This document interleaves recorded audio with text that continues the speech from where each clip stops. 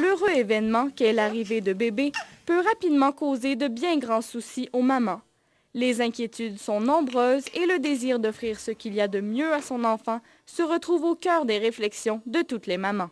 Au départ, j'avais certaines inquiétudes de bien combler ses besoins nutritionnels parce que, puisqu'il n'y avait pas beaucoup d'intérêt pour la nourriture, j'étais inquiète à savoir s'il avait mangé des quantités suffisantes. Pour plusieurs mères, le choix d'allaiter est naturel et se fait sans problème. Malheureusement, malgré le désir de le faire, donner le sein n'est pas toujours possible et se révèle parfois une expérience difficile. Dans ses premiers jours de vie, Milan a reçu l'allaitement maternel. Puis vu que mon allaitement allait pas bien, ensuite j'ai opté pour une préparation pour nourrissons.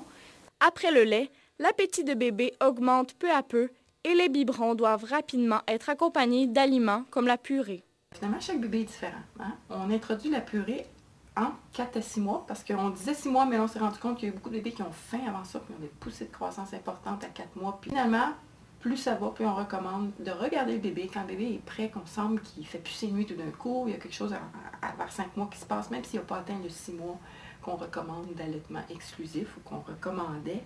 On a plus tendance à dire maintenant de regarder le bébé plutôt que de regarder le calendrier. J'ai fait moi-même mes purées, mais Milan avait un total désintérêt pour tout ce qui était purée, que ce soit viande, légumes ou même les fruits. C'est assez difficile de lui donner des aliments qui sont mous.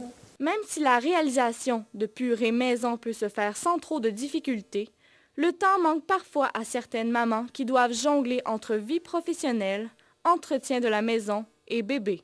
Dans les pots, ben ça, il faut oublier ça parce que c'est de l'eau, c'est surcuit, c'est tellement pas nutritif que c'est même pas le goût qu'un enfant devrait avoir à être acclimaté à ça. Donc, des bons dépanneurs, c'est des purées congelées. Il n'y a que de la viande dedans, que des fruits, que des légumes, il n'y a pas d'additifs. Ça se rapproche d'un goût de la maison, finalement. Les bébés étant tous différents, l'écoute des besoins de son enfant est cependant primordiale, car après tout, l'important est de répondre aux besoins de son enfant et non de suivre à la lettre ce qu'indiquent les livres.